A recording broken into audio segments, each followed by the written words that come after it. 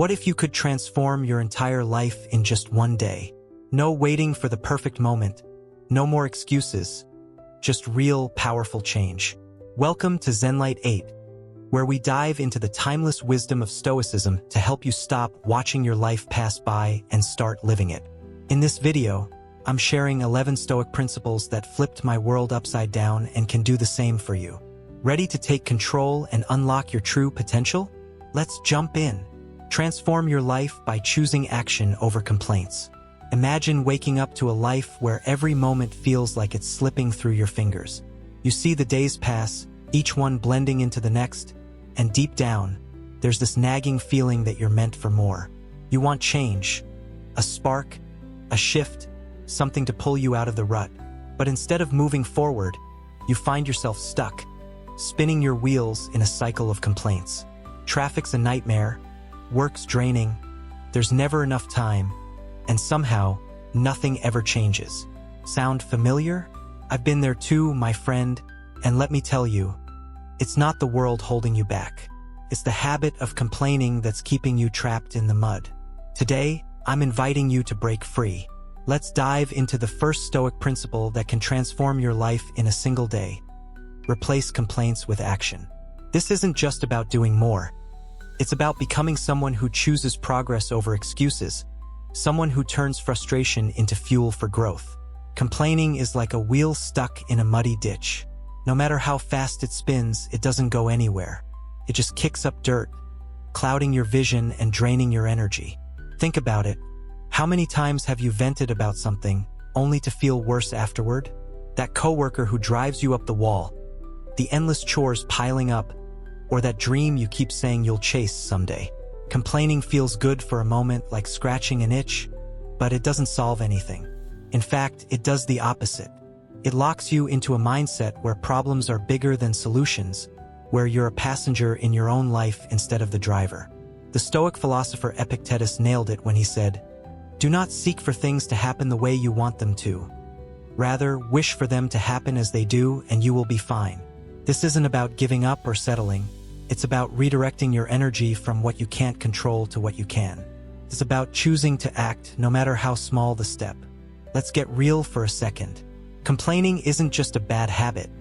It's a thief. It steals your time, your focus, and your potential. Science backs this up. A study from Stanford University found that frequent complaining rewires your brain, strengthening negative thought patterns and ramping up stress levels. Every time you grumble, you're training your mind to see the world through a lens of lack and frustration. It's like digging the ditch deeper, making it harder to climb out. But here's the good news. Your brain is adaptable. Just as complaining builds a habit, so does action. Every time you choose to do something instead of dwelling on what's wrong, you're laying down a new neural pathway, one that leads to progress, clarity, and confidence. That's the power of this principle. It's not about flipping a switch and becoming perfect overnight. It's about making a conscious choice moment by moment to move forward. Picture this, you're driving home after a long day, stuck in bumper-to-bumper traffic. Your first instinct is to curse the cars around you, the city planners, even the weather for slowing you down. But what if, instead, you took a deep breath and asked, "What can I do with this moment?"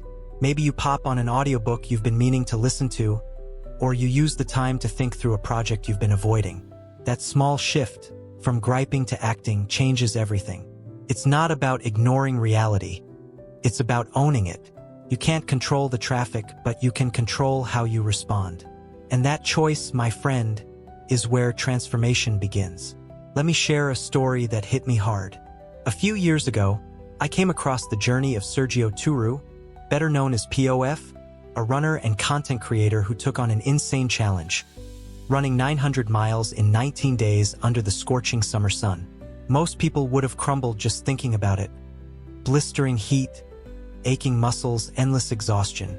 But POF had one rule that carried him through: no complaints. Every step was a choice to act, not an excuse to quit. Can you imagine the mental strength that takes? He didn't waste energy whining about the pain or the conditions. Instead, he poured every ounce of himself into moving forward. By the end, he didn't just finish the run. He inspired thousands to rethink what's possible. His story stuck with me because it showed me that complaints don't just hold you back. They block the path to extraordinary results.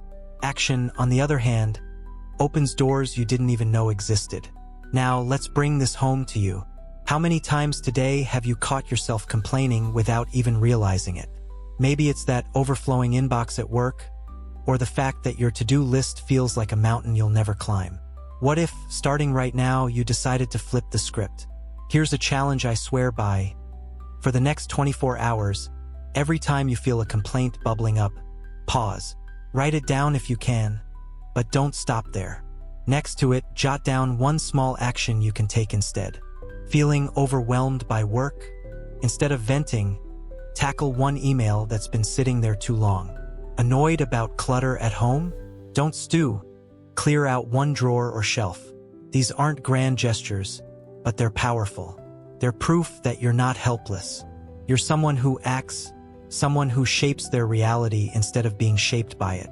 What's beautiful about this principle is how it ripples. One small action doesn't just solve a problem, it builds momentum. It's like pushing a snowball down a hill. At first, it's just a handful of snow, but as it rolls, it grows, picking up speed and size.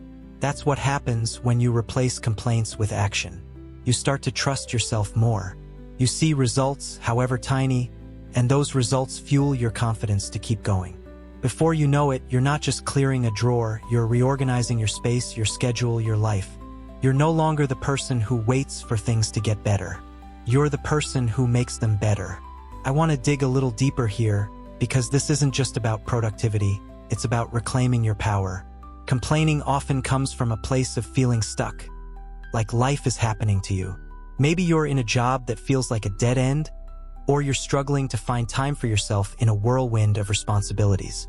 It's easy to point fingers at your boss, your circumstances, even yourself. But here's a truth I've learned the hard way. Blaming keeps you powerless. Action gives you agency. When you choose to do something, anything, you're telling the world and yourself that you're not a victim of your situation. You're the author of your story. Let's talk about culture for a moment, because this principle resonates deeply in the American spirit. Think about the stories we celebrate. People who rise above challenges, who don't wait for permission or perfect conditions to make things happen. From entrepreneurs building empires out of garages to everyday folks turning setbacks into comebacks.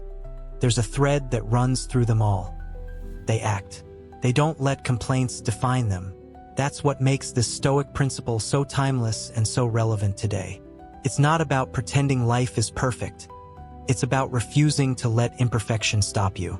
So, my friend, where are you right now? Are you ready to let go of the complaints weighing you down? You don't need to overhaul your life in one go. Start where you are. If you're tired of feeling rushed every morning, set out your clothes the night before.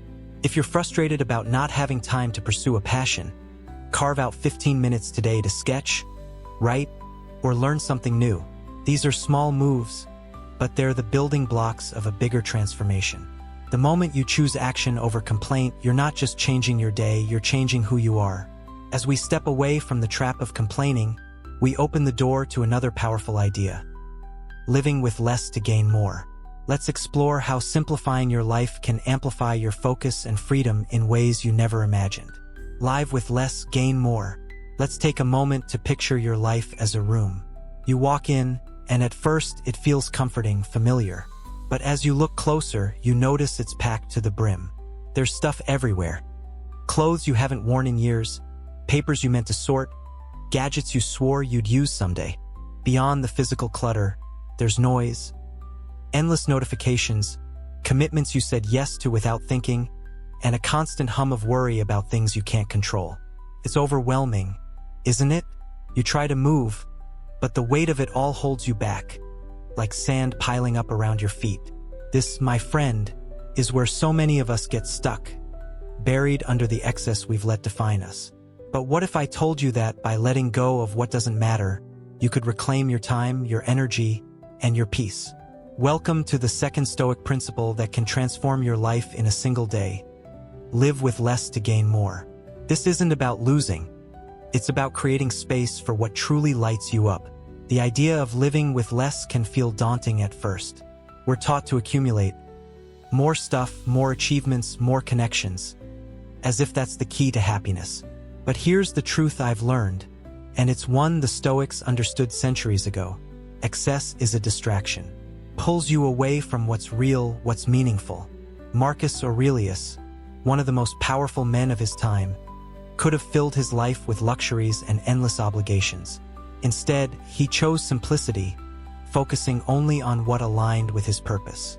He wrote, "Very little is needed to make a happy life. It is all within yourself, in your way of thinking." That's the heart of this principle. Living with less doesn't mean giving up joy or ambition. It means clearing the clutter so you can see what's already there, waiting to shine. Let's start with the physical stuff because that's often where the chaos begins. Think about your home right now. Is there a closet stuffed with clothes you haven't touched in years? A drawer overflowing with odds and ends you can't even name? Every item you hold on to takes up space. Not just in your house, but in your mind. It's a quiet burden. A reminder of decisions you didn't make or priorities you've let slip. I remember the first time I tackled my own clutter. Inspired by Japanese minimalist Fumio Sasaki, I decided to try an experiment. I pulled everything out of my closet and asked one question. Does this serve me today? Not might I need it someday? Or what if I regret letting it go? Just, does it matter now? I ended up donating half my clothes, and let me tell you, it wasn't about loss, it was liberation. My space felt lighter, and so did I. Sasaki says, when you have less, you value more. That stuck with me. By letting go, I made room for clarity, for focus, for myself. But living with less goes beyond stuff. It's about your commitments, too. How many times have you said yes to something out of guilt or habit, only to dread it later? That happy hour you don't have energy for, the project you took on to please someone else, the meeting that could have been an email. Each one is a handful of sand, piling up until you can't move. The Stoics were ruthless about this. They believed time was your most precious resource, more valuable than gold, and every commitment should earn its place. I want you to try something today. Look at your calendar and find one thing you can say no to. Maybe it's a social event that drains you or a task you've been putting off because it doesn't matter to you. Politely decline, delegate, or let it go. That small act of courage will feel like opening a window in a stuffy room. You're not being selfish. You're protecting your energy for what truly counts. Now, let's talk about the hardest clutter to clear, your thoughts. We carry so much mental baggage. Regrets about the past, worries about the future, grudges we haven't let go. It's exhausting. The Stoics had a trick for this. Focus on what you can control. You can't change what happened yesterday, and you can't predict tomorrow's storms. But you can choose how you think right now. Try this. The next time you catch yourself spiraling, maybe you're stressing about a work deadline or replaying an argument, pause. Take 5 deep breaths and ask, what can I do about this today? Maybe it's writing a quick plan to tackle that deadline or reaching out to clear the air with someone. That shift from worry to action is like sweeping the floor of your mind. It doesn't fix everything, but it creates space for peace. Why does this matter? Because clutter, whether it's stuff, commitments, or thoughts, steals your freedom. A study from UCLA found that physical clutter increases stress, especially in women, by raising cortisol levels. The same goes for mental clutter. Psychologists say overthinking can trap you in a cycle of anxiety and indecision. But when you simplify, you're not just tidying up, you're taking back control. You're saying, this is my life, and I get to choose what fills it. That's power. That's transformation. And it can start today. Here's a challenge to make it real. Pick one area to simplify right now. If it's physical, clear out one drawer or shelf. Don't overthink it, just start. If it's commitments, cancel one thing that doesn't serve you. If it's mental, take 5 minutes to write down what's weighing on you, then cross out anything you can't control. Do this today and you'll feel a shift. It's like taking a deep breath after being underwater. You'll see how much space you've been missing, space to think, to dream, to be you.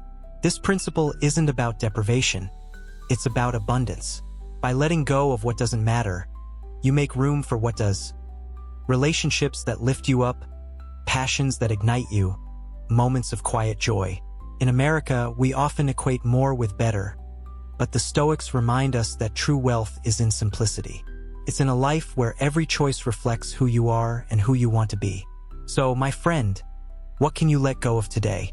What's one thing you can release to make space for something greater?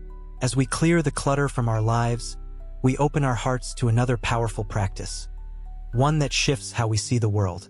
Let's explore the transformative habit of gratitude next. Cultivate gratitude as a habit.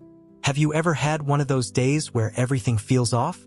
You wake up tired, spill coffee on your shirt, and by noon, it seems like the universe is conspiring against you. It's easy to spiral, to focus on what's wrong and let it color everything else. I've been there, stuck in a funk, convinced life was out to get me. But then I stumbled across a simple practice that flipped my perspective upside down. Gratitude. Not the cheesy, forced kind you might see on social media, but a real, grounded habit that rewires how you experience the world. The third Stoic principle is about cultivating gratitude every single day, and trust me, it's a game changer. In just a few minutes, you can shift from scarcity to abundance, from stress to peace. Let's dive in and see how this small act can transform your life, starting today. Gratitude isn't about pretending everything's perfect. It's about noticing what's already good, even when life feels heavy. The Stoics got this. Marcus Aurelius, who faced wars, betrayal, and the pressures of ruling an empire, still found time to write. When you arise in the morning, think of what a privilege it is to be alive, to breathe, to think, to enjoy, to love. That's not a guy ignoring his problems. That's someone choosing to see the light in the dark. Gratitude was his anchor, and it can be yours too. It's not an emotion you wait to feel. It's a habit you build, like brushing your teeth or tying your shoes. And the best part? It doesn't take much. Just a moment of intention to change everything. Let me tell you about someone who brought this to life for me.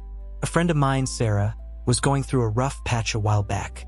She'd lost her job, her confidence was shot, and she felt like she was drowning in bad luck. One day, out of desperation, she tried something her therapist suggested. Every morning, she'd write down 3 things she was grateful for. At first, she thought it was pointless. What was there to be thankful for when everything felt broken? But she stuck with it. Day 1, she wrote, "I'm grateful for my dog, for coffee, for still being here." Simple stuff, but something shifted. By focusing on what she had, she started noticing more. Small wins, kind moments, glimmers of hope. Within a week, she wasn't just surviving, she was smiling again. Sarah didn't change her circumstances overnight, but gratitude changed her lens. It gave her the strength to keep going. Science backs this up in a big way. A study from the University of California, Davis, found that people who practice gratitude regularly report higher levels of happiness and lower stress. It's not magic, it's biology. When you focus on what you're thankful for, your brain releases dopamine and serotonin, the feel-good chemicals that lift your mood. Over time, this habit rewires your neural pathways, making it easier to spot the positive even on tough days. It's like training your eyes to see stars in a stormy sky. And here's the kicker, you don't need grand moments to feel it. The smallest things, a warm bed, a stranger's smile, the way sunlight hits your window, can spark gratitude if you let them. So, how do you make this real in your life? Simpler than you think, and it starts today. When you wake up tomorrow, before you check your phone or dive into your routine, take 1 minute to say out loud something you're grateful for. Could be your health, the roof over your head, or even the fact that you get a fresh start today. Say it like you mean it, feel the words. Then, at the end of the day, grab a notebook or your phone and write down 2 more things that brought you joy. Maybe it's a good meal, a laugh with a friend, or just making it through a tough moment. Read them back to yourself. Let them sink in. This isn't about forcing positivity. It's about training your heart to notice what's already there. I want to share a personal story here, because this practice changed me too. A while back, I was caught in a cycle of feeling like I wasn't enough. Work was stressful, I was stretched thin, and I kept focusing on what I didn't have: more time, more success, more everything. Then I started a gratitude journal, almost as a dare to myself. The first night, I wrote, "I'm grateful for my family, for music, for a quiet evening." It felt awkward, like I was faking it, but I kept going. Day after day, I noticed something. The more I looked for things to be thankful for, the more I found. A coworker's kind word, a walk in the park, even the way my coffee tasted just right. Gratitude didn't erase my problems, but it gave me perspective. It reminded me that even in the chaos, there's beauty worth holding on to. This principle is deeply American in its own way. Think about Thanksgiving, not just the turkey and pie, but the spirit of pausing to appreciate what you have. It's a reminder that no matter where you are in life, there's something to cherish. In a culture that often pushes us to want more, gratitude is a quiet rebellion. It says, "I have enough. I am enough." And that, my friend, is where true contentment begins. Here's a challenge to make it stick. For the next week, commit to this practice. 1 gratitude in the morning, 2 at night. If you miss a day, don't beat yourself up. Just start again. Share one thing you're grateful for in the comments below. I'd love to hear it. You'll be amazed at how quickly this habit shifts your mindset. It's like planting a seed that grows into something vibrant and alive. You'll start noticing moments you used to overlook, and those moments will carry you through the hardest days. Gratitude doesn't just change your perspective, it changes you. It's the foundation for a life where joy isn't something you chase. It's something you find, right here, right now. And as we nurture this habit, we set the stage for another Stoic principle, optimizing our energy to live with purpose and flow. Let's dive into that next. Optimize your energy. Let's be honest. How many days have you started with a burst of ambition, only to crash by noon, staring blankly at your to-do list? You've got big plans, work projects to crush, personal goals to chase, maybe even a workout you swore you'd stick to. But by the time evening rolls around, you're drained, distracted, and wondering where all your energy went. It's frustrating, isn't it? Like trying to run a marathon with a flat tire. But here's the thing. You're not a machine, and you're not meant to operate at full throttle all day long. The 4th Stoic principle is about working smarter, not harder, by optimizing your energy. It's about discovering when you're at your peak and using that time to tackle what matters most. This isn't just about getting more done. It's about aligning your life with your natural rhythms to feel alive, focused, and unstoppable. Let's dive in and see how this can transform your day. Starting now. The Stoics understood that energy is your greatest asset. Marcus Aurelius wrote, "Do every act as if it were the last act of your life." That's not about rushing through tasks. It's about giving your best self to the moment. But you can't do that if you're forcing yourself to grind when you're running on fumes. Think about your day like a wave. It has highs and lows, moments when you're sharp and moments when you're foggy. Most of us ignore that rhythm, pushing through exhaustion because society tells us to hustle from 9 to 5. But what if that schedule doesn't suit you? What if your best hours are early in the morning, when the world's still quiet, or late at night when everyone else is asleep? The key is to know yourself, your peaks, your dips, and plan your life around them. Let me paint a picture. You wake up groggy, barely dragging yourself out of bed. You chug coffee and dive into emails, but your brain feels like it's wading through molasses. By mid-afternoon, you're finally hitting your stride, but now you're stuck in meetings or slogging through paperwork. Then, at 10 p.m., when you're supposed to be winding down, your mind lights up, ideas flowing, creativity sparking. Sound familiar? That's your energy talking, and it's trying to tell you something. Neuroscientist Andrew Huberman explains that our performance is tied to our circadian rhythms, biological clocks that dictate when we're alert or sluggish. But here's the catch. Not everyone's clock ticks the same. Some of us are morning larks, bursting with clarity at dawn. Others are night owls, thriving when the stars are out. The first step to optimizing your energy is figuring out which one you are. I learned this the hard way. For years, I tried to be a morning person because that's what successful people do, right? I'd set my alarm for 5 a.m., force myself to write or plan, and end up with half-baked ideas and a bad mood. Then I noticed something. My best work happened in the late afternoon, when my mind felt clear and my focus was razor sharp. So I flipped my schedule. I saved my creative tasks for those golden hours and used mornings for lighter stuff. Emails, errands, or just easing into the day. The difference was night and day. I wasn't working harder. I was working with my energy, not against it. It felt like rowing with the current instead of fighting the tide. So, how do you find your peak? Start by paying attention. For the next few days, notice when you feel most alert. Is it right after your morning coffee, when your thoughts are crisp? Or maybe it's after dinner, when the house is quiet and your ideas come alive. Once you know your high-energy window, protect it like it's sacred. That's when you tackle your biggest tasks. The ones that need your full attention, like writing a proposal, learning a new skill, or having a tough conversation. Don't waste those hours on scrolling social media or organizing your desk. Save the low-energy times for routine stuff, folding laundry, answering messages, or planning tomorrow. But here's the part most people skip. Rest. Yes, rest is a superpower. If you push through when you're tapped out, you're not being productive, you're burning out. The Stoics valued balance, and they knew that stepping back recharges you for the long haul. A 2018 study from the University of Illinois found that short breaks, like a 5-minute walk or a quick stretch, boost focus and creativity. So when you feel your energy dip, don't fight it. Stand up, breathe deeply, or close your eyes for a moment. It's not slacking, it's strategic. I started doing this myself, taking a quick walk around the block when my brain felt fried, and it was like hitting a reset button. I came back sharper, ready to dive in again. Let's make this practical. Today, try this. Pick one task that matters to you, something you've been putting off because it feels big. Maybe it's outlining a project or practicing a hobby you love. Schedule it for your peak energy time, whether that's first thing tomorrow or late tonight. Then, build in a break afterward. 5 minutes to stretch, sip water, or just sit quietly.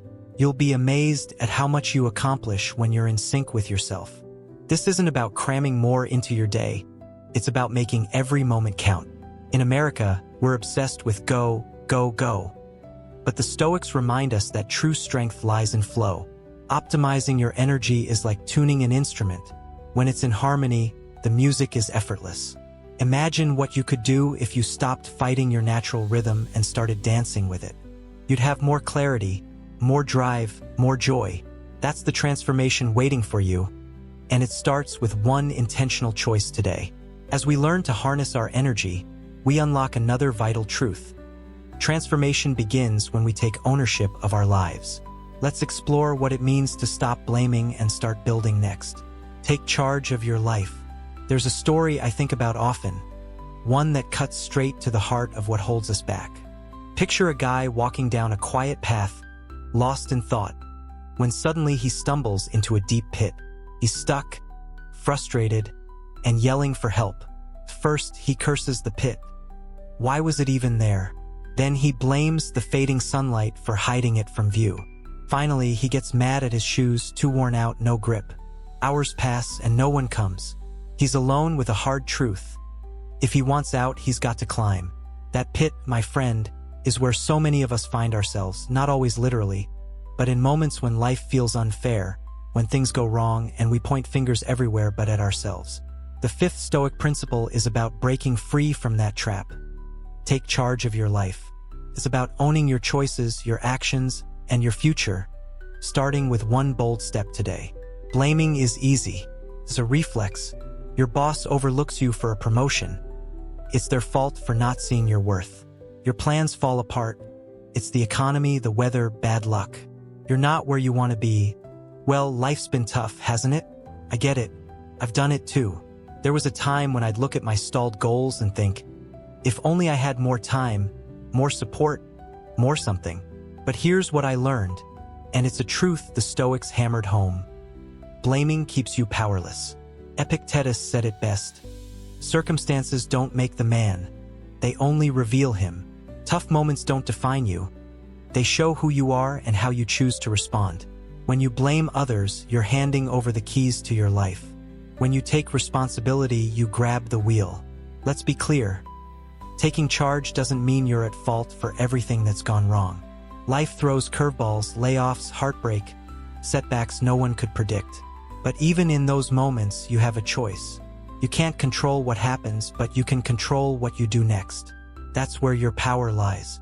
Think about someone like J.K. Rowling. Before she was a household name, she was a single mom scraping by, rejected by publisher after publisher. She could have blamed the industry, her circumstances, or the world for not giving her a break. Instead, she kept writing, kept submitting, kept choosing her path. That's what taking charge looks like. Not waiting for a rescue, but building your own ladder. I want to share something personal here.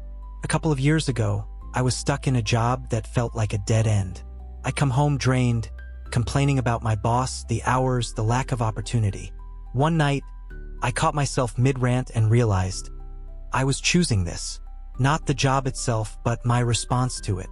I wasn't looking for solutions, I was just venting. So I made a decision.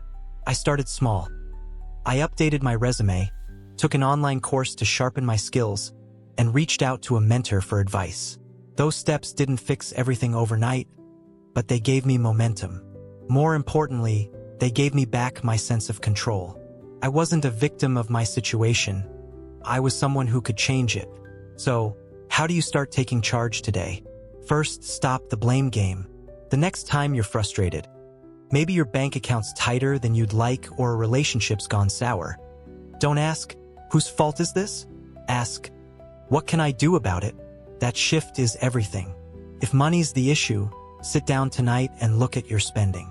Find one thing to cut, a subscription you don't use, a coffee run you can skip. If it's a relationship, take the first step. Send a text, start a conversation, or just listen. These aren't miracles. They're choices, and each choice builds the muscle of responsibility. Second, act like you're the main character in your story, because you are. Pick one area of your life that feels out of alignment. Your health, your career, your peace of mind, and make a move. If you're tired all the time, go to bed 20 minutes earlier tonight. If you're unhappy at work, update your LinkedIn profile or browse job listings for 5 minutes. Small? Sure. But small actions compound. A 2020 study from Harvard Business Review found that taking consistent, incremental steps toward a goal, like spending just 10 minutes a day on something meaningful, leads to significant progress over time. It's not about grand gestures. It's about showing up for yourself. Finally, reflect on your values. What matters to you, really? Freedom, family, growth? If your life doesn't reflect those priorities, you're not living. You're drifting. Taking charge means aligning your actions with your core. For me, it was realizing I valued creativity but wasn't making time for it. So, I started writing again, even if it was just 15 minutes a day. That choice didn't just spark joy. It reminded me who I am. In America, we love stories of self-made heroes. People who pull themselves up, who turn no into yes through sheer will. That's what this principle taps into. It's not about pretending life's easy. It's about refusing to let it own you. Every time you choose responsibility over blame, you're writing a new chapter. One where you're not stuck in the pit, but climbing toward the light. As we take ownership of our lives, we set the stage for another powerful shift. Making things happen instead of waiting for them. Let's dive into that next. Make things happen today. How many times have you told yourself, I'll get to it tomorrow? That tough conversation you keep dodging, the workout plan you swear you'll start, the dream you've tucked away for someday. They linger in the back of your mind, don't they? It's like carrying a backpack full of unfinished business, weighing you down with every step. We all do it, waiting for the perfect moment when the stars align and everything feels just right. But let me let you in on a secret. That moment doesn't exist. Life doesn't wait, and neither should you. The sixth Stoic principle is about shattering the myth of someday and choosing to act today. It's not about grand leaps. It's about taking one small, brave step right now. That step, my friend, can change everything. Let's dive into how you can make things happen and transform your life starting today. The Stoics didn't believe in procrastination. Marcus Aurelius put it bluntly. Do not act as if you were going to live 10,000 years. Death is on your heels. While you live, while it is in your power, be good. That's a wake-up call. Every day you put something off is a day you're choosing to stay stuck. It's not because you're lazy or incapable. It's because waiting feels safer. Starting is scary. What if you fail? What if it's harder than you thought? Those fears are real, but here's the truth. The longer you wait, the heavier they get. Action, even imperfect action, is the antidote. It's the spark that turns what if into what's next. Let me tell you about a moment that flipped this principle into focus for me. A while back, I had an idea for a side project, a blog I wanted to start about personal growth. I spent months dreaming about it, jotting down notes, telling myself I'd launch it when I had more time, better skills, or a clearer plan. Someday, I kept saying. Then I stumbled across a video by entrepreneur Alex Hormozi, who said something that hit me like a ton of bricks. Someday is not a date on the calendar. That line stopped me cold. I realized I wasn't waiting for the right moment. I was hiding from the work. So I made a choice. That same day, I wrote one post. It wasn't perfect, but I published it. That single step broke the spell of someday. It wasn't just about starting a blog. It was about becoming someone who acts, not someone who waits. Think about your own life for a second. What's one thing you've been putting off? Maybe it's calling a friend you've lost touch with, or finally tackling that cluttered garage. It doesn't have to be huge. It just has to matter to you. The problem with someday is that it's a lie we tell ourselves. It's a promise with no deadline, a check we never cash. And while you're waiting, life moves on. Opportunities slip by, relationships fade, and that version of you, the one who's bold, who takes risks, stays locked away. But here's the good news. You don't need to wait another second. You can act right now, and even the smallest move counts. Let's make this real. Imagine you've been meaning to talk to your partner about something that's been bothering you. Every night you tell yourself, I'll bring it up tomorrow, after dinner, when we're relaxed. But when the moment comes, you hesitate. It's not the right vibe, or you're too tired, or you don't want to rock the boat. So it sits, festering while the distance grows. Now picture this instead. Tonight, you take a deep breath and say, hey, can we talk about something for a minute? It's awkward, sure, but it's honest. That one act, starting the conversation, breaks the cycle of delay. It's not about fixing everything in one go. It's about choosing progress over perfection. Science backs this up. A 2019 study from the University of Chicago found that taking immediate action, even on a small scale, reduces anxiety and builds momentum. It's called the progress principle. Every step forward, no matter how tiny, makes the next one easier. That's why this principle is so powerful. You don't need to overhaul your life today. Just pick one thing you've been avoiding and do something about it. Write the first sentence of that email. Do 10 push-ups. Sign up for that class you've been eyeing. The size doesn't matter, the choice does. Because when you act, you're not just crossing something off a list. You're telling yourself, I'm in charge. Here's a challenge to make it stick. Right now, grab a piece of paper or your phone and write down one thing you've been putting off. Be specific. Not get in shape, but go for a 15-minute walk today. Not fix my finances, but check my bank account and cancel one unused subscription. Next, commit to doing it before the day ends. Set a timer if you have to, 5 minutes, 10, whatever it takes. When you're done, notice how you feel. Maybe it's relief, maybe it's pride. That's the spark of transformation. It's proof that someday is a choice you don't have to make anymore. In America, we celebrate doers, people who don't wait for permission or perfect conditions. Think of inventors tinkering in their garages or athletes training through setbacks. They don't succeed because they're fearless. They succeed because they start. That's what this Stoic principle taps into. It's about owning the moment, not borrowing time from a future that's not guaranteed. So, my friend, what's your next step?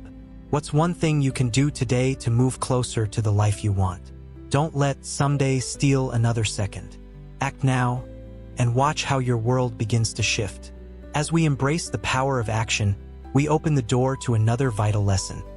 Seeing challenges not as obstacles, but as allies in our growth. Let's explore that next. Turn challenges into allies. Life has a way of throwing curveballs, doesn't it? 1 minute, everything's humming along, and the next you're blindsided.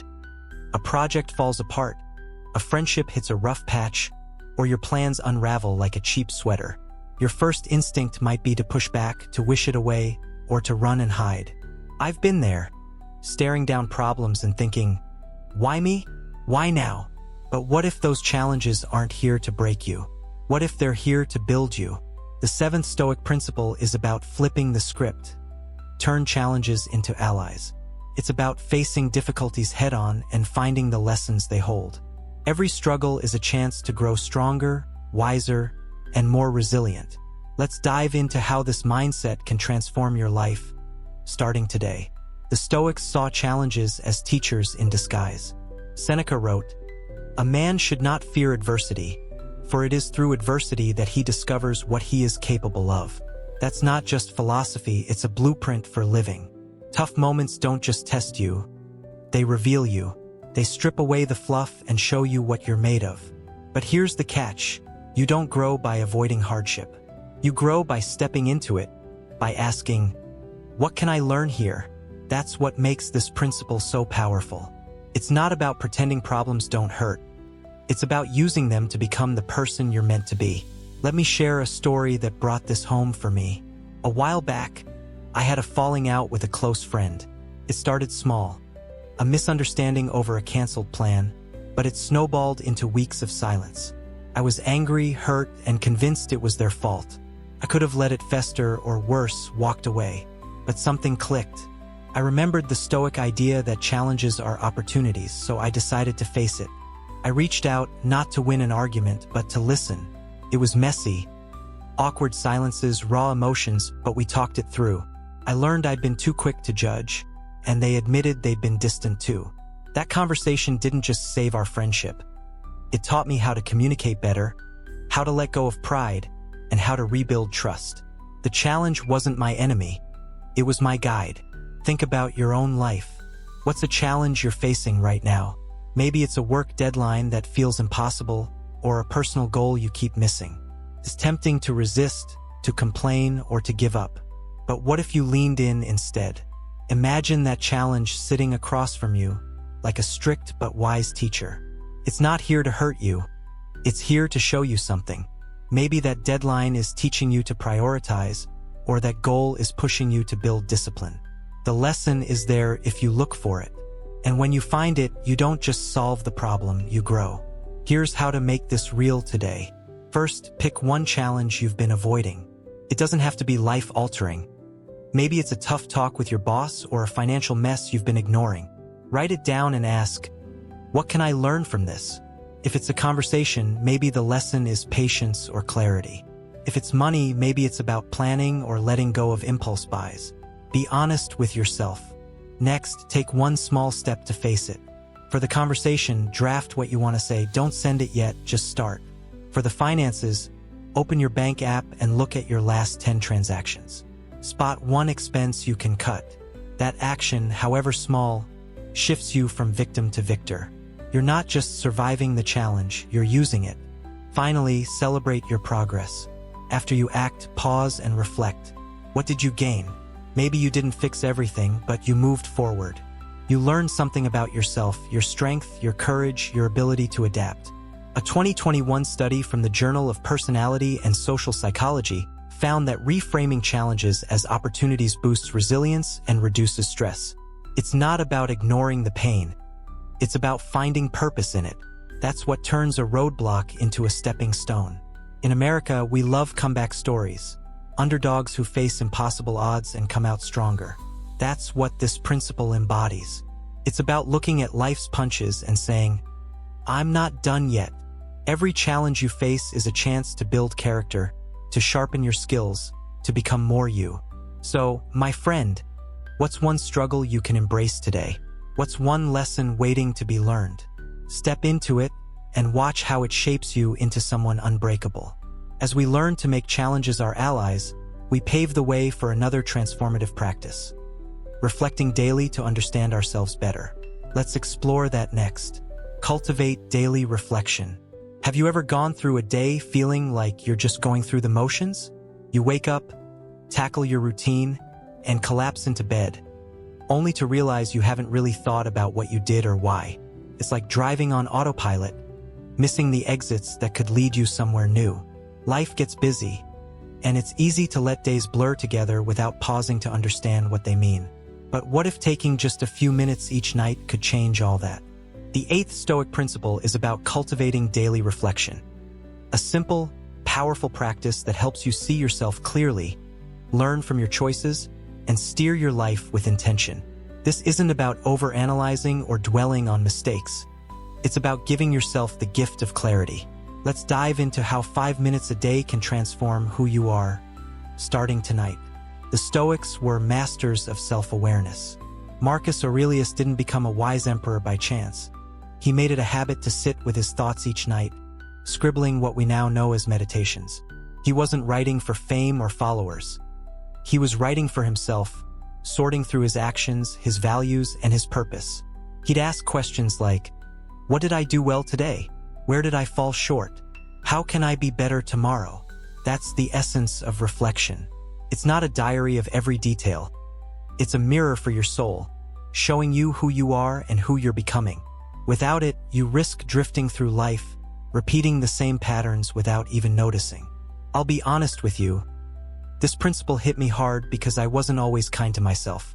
There was a time when I'd lie awake at night, replaying everything I'd done wrong.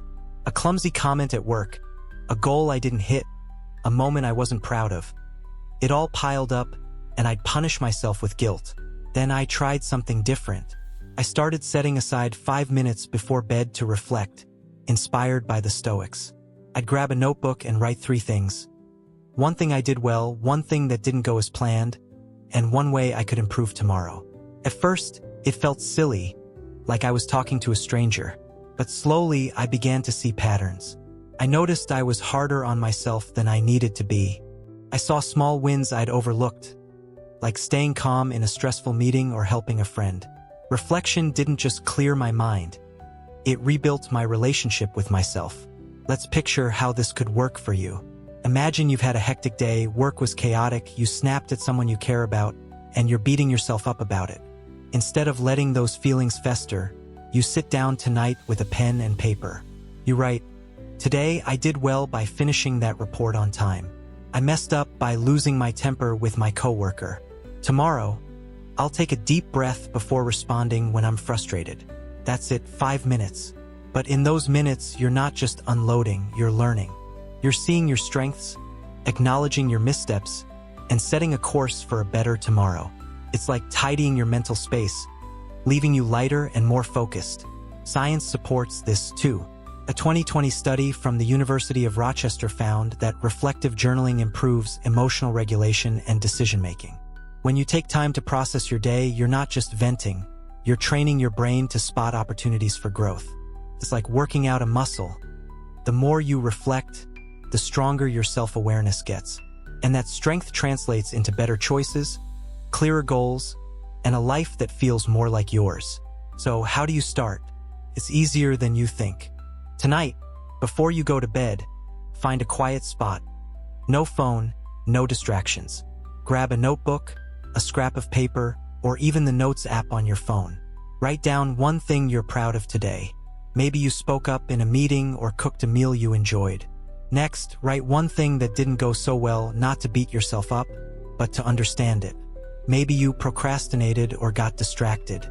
Finally, jot down one small way you can improve tomorrow, like setting a timer for focused work or smiling at a stranger. Don't overthink it. Just be honest. Read it back to yourself and let it sink in. That's your moment of truth, your chance to grow.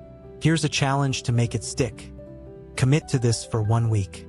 5 minutes each night, no excuses. If you miss a day, don't stress. Just pick it up the next. You'll be amazed at what you discover. Maybe you'll see you're more capable than you thought, or you'll spot a habit that's holding you back.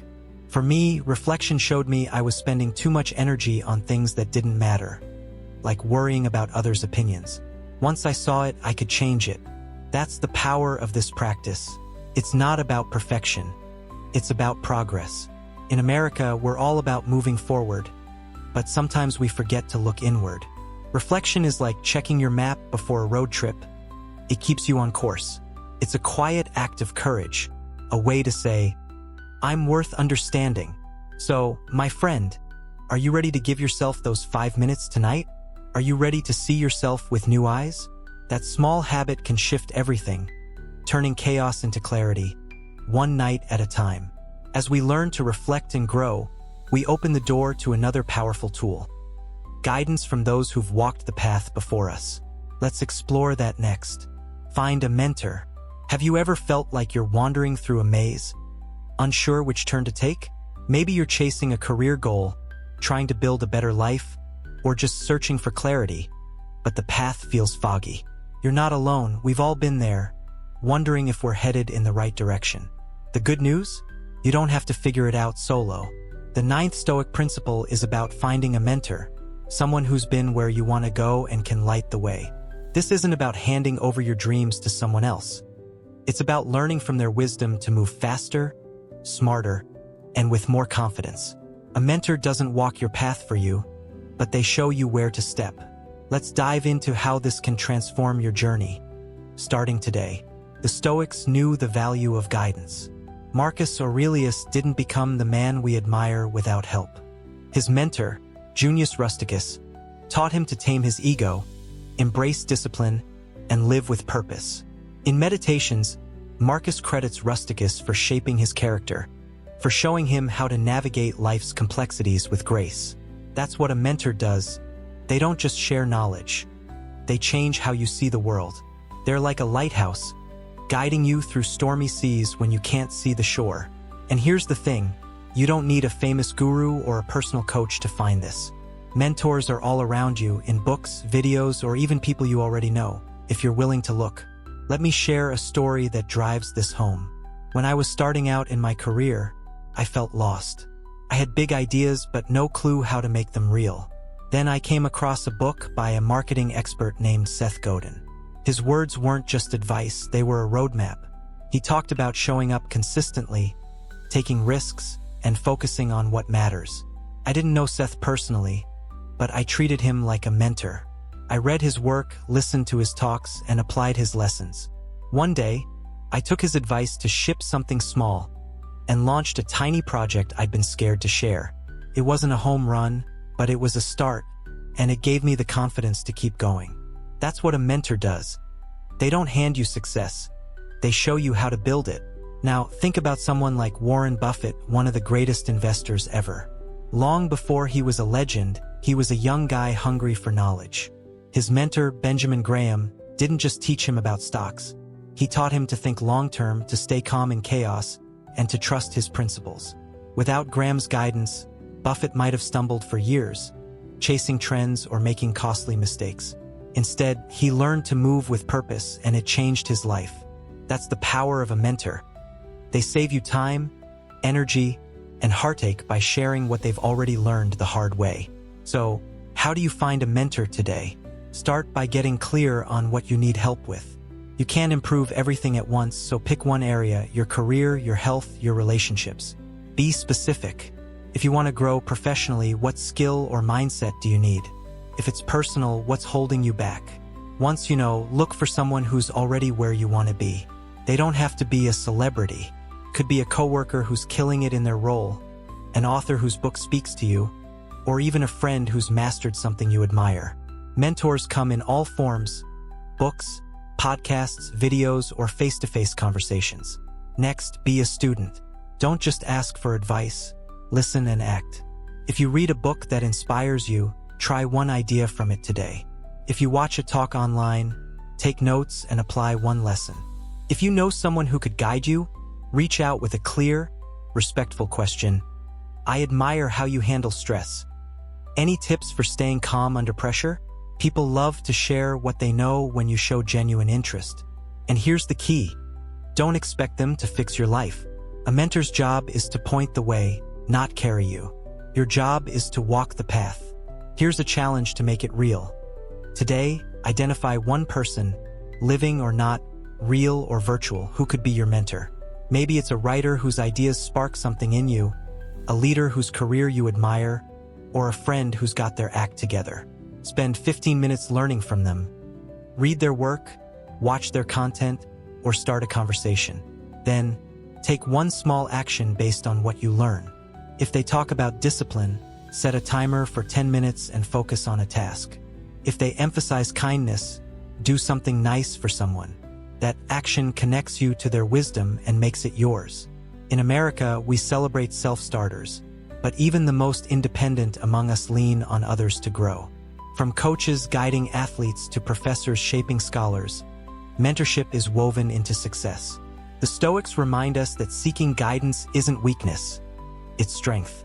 It's saying, I'm ready to learn, to evolve, to become more. So, my friend, who's going to light your way? Who's going to help you see what's possible? Find them today and take that first step toward a clearer, bolder path. As we embrace the wisdom of mentors, we set the foundation for another life-changing practice. Building goals that truly matter. Let's dive into that next. Build goals that matter. Have you ever set a goal, poured your heart into it, only to realize it didn't bring the fulfillment you expected? Maybe you chased a promotion, a number on the scale, or a shiny new purchase, thinking, this is it. This will make me happy. But when you got there, it felt empty. That's because so many of us chase goals that aren't truly ours. Goals shaped by what society says we should want, not what lights us up inside. The 10th Stoic principle is about breaking that cycle. Build goals that matter. It's about crafting ambitions that align with your values, that make you not just successful, but whole. By using a simple, powerful tool called SMART, you can set goals that don't just change your to-do list, they change you. Let's dive into how you can start today and create a life that feels as good as it looks. The Stoics believe that true success isn't about what you have, it's about who you become. Seneca said, if you don't know to which port you're sailing, no wind will be favorable. Without a clear destination, you're just drifting, pushed by everyone else's expectations. A meaningful goal isn't a flashy trophy to show off. It's a compass that guides you toward your best self. It's not about running faster to impress others. It's about running to feel strong, disciplined, alive. Too often, we set goals for the wrong reasons. To look good, to keep up, to prove something. But those are houses built on sand. When the storm comes, and it always does, they crumble. Goals that matter are built on rock, your values, your purpose, your truth. Let's talk about SMART, because this framework is your blueprint for goals that stick. SMART stands for specific, measurable, achievable, relevant, and time-bound. It's not just a buzzword. It's a way to turn vague dreams into concrete steps. I learned this the hard way. A few years ago, I told myself, I want to be healthier. Sounds good, right? But it was so broad I didn't know where to start. I try a diet one week, skip workouts the next, and end up frustrated. Then I applied SMART. Instead of get healthy, my goal became, I'll walk 30 minutes, 3 times a week, for the next month to build discipline and feel stronger. Specific? Check. Walking, not some vague exercise. Measurable? Yup. 3 times a week, 30 minutes.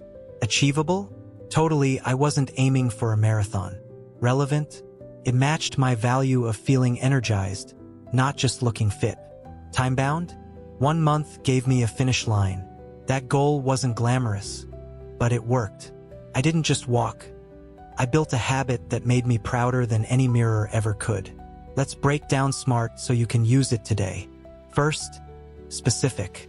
Don't say, I want to be better with money. That's like saying you want to go somewhere.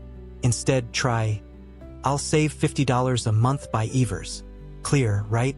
Tells you exactly what to do. Save $50 monthly. Next, measurable. How will you know you're on track? With my walking goal, I tracked my 3 weekly walks on a calendar. Each checkmark was a win. For saving, you might check your bank account monthly to see that $50 grow. Achievable is about reality, not fantasy. If you've never run, don't aim for a 5K next week. Start with, I'll jog 10 minutes twice a week. It's doable, and success breeds confidence. Relevant means it matters to you. Don't train to look good for others. Train because you value strength or mental clarity. I chose walking because it calmed my mind, not because it's trendy. Finally, time-bound. Set a deadline to create urgency. I'll save $50 a month for 6 months feels more real than I'll save eventually. Deadlines aren't chains, they're fuel. Why does this work? Because smart goals keep you focused and grounded. A 2022 study from the Journal of Applied Psychology found that specific, challenging goals boost motivation and performance more than vague ones. But the real magic is in the why.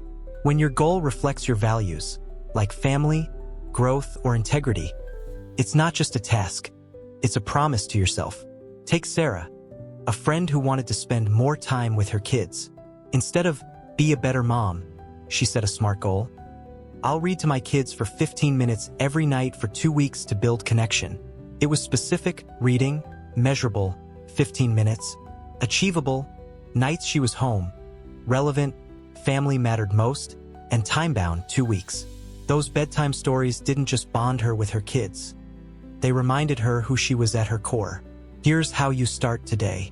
Grab a pen and paper and think of one area of your life you want to improve: career, health, relationships. Ask, what do I value here? Maybe it's creativity, balance, or love. Now set one smart goal. Want to write? Try. I'll write 200 words every Saturday for a month to express myself. Want calm?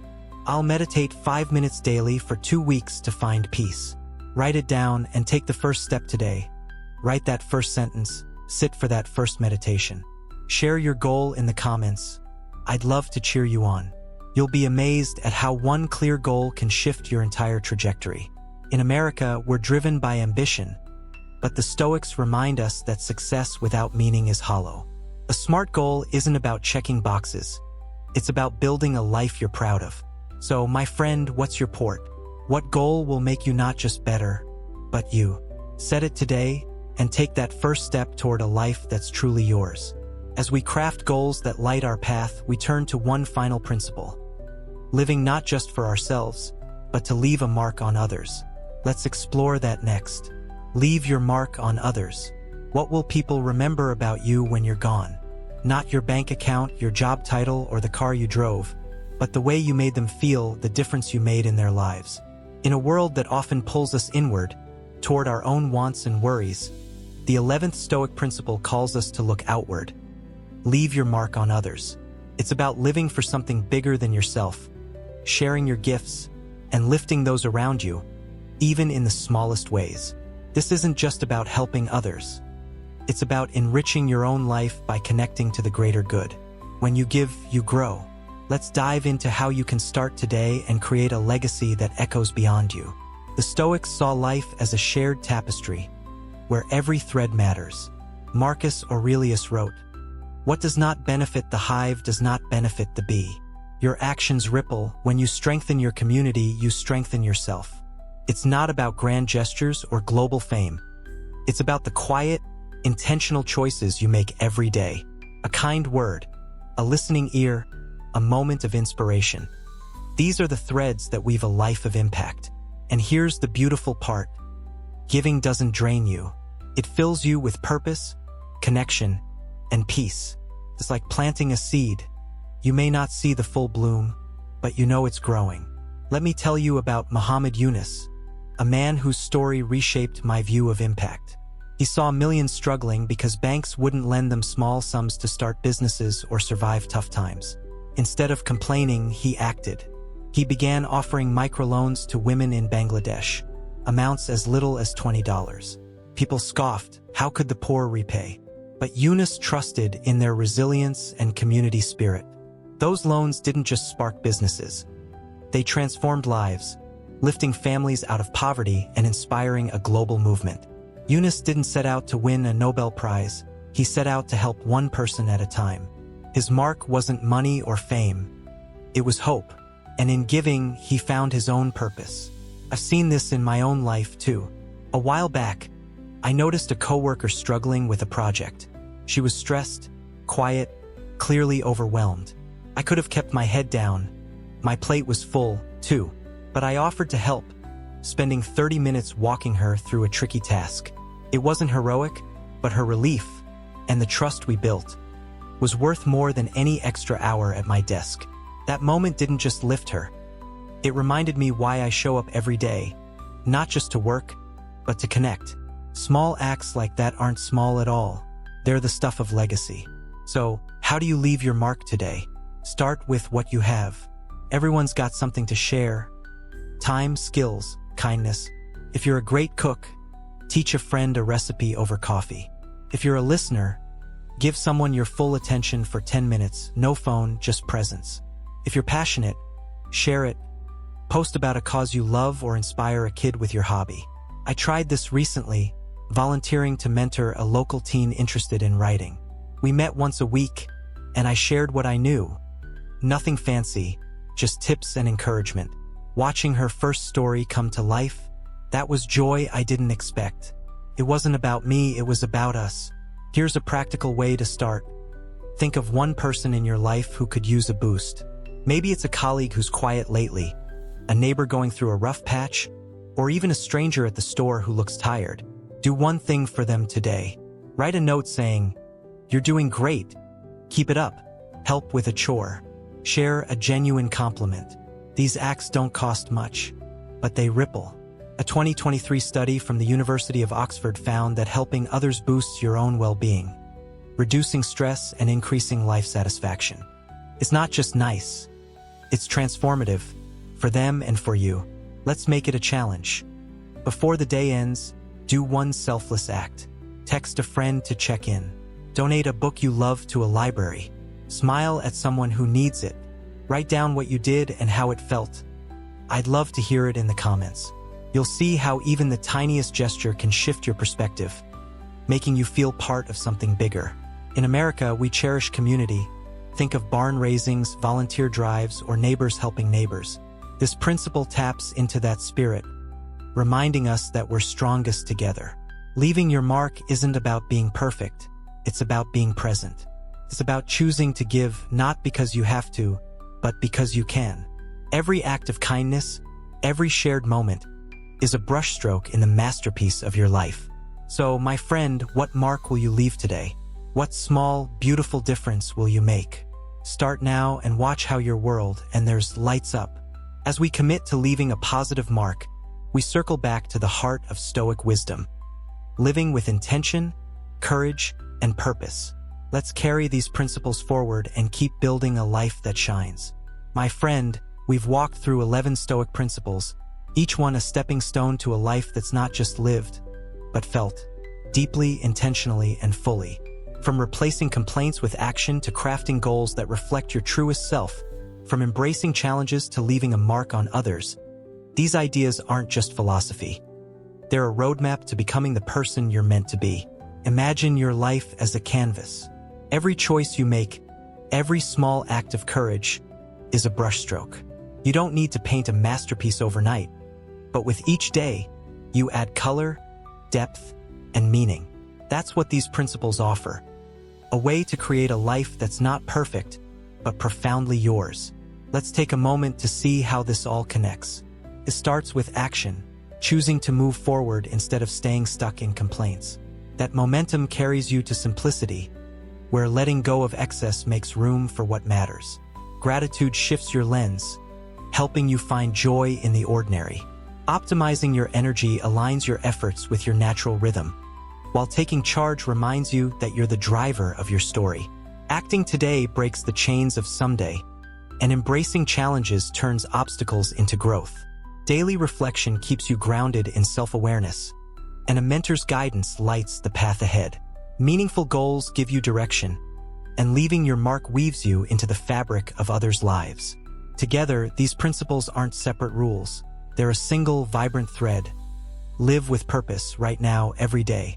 This journey isn't about reaching some distant finish line. It's about waking up each morning and choosing to show up as you are, where you are, with courage and heart. The Stoics knew life is fleeting, but they also knew it's rich with possibility. Every moment you choose to act, to simplify, to give, you're not just living, you're crafting a legacy. Not of fame or wealth, but of impact, connection, and truth. That's the life I want for you, my friend. Not a life without struggle, but one where struggle fuels growth, where every step feels like a victory because it's yours. So, how do you bring this into your life right now in the messiness of today's world? Start small, but start now. The beauty of these principles is that they don't require a perfect setting or a perfect you. They work wherever you are.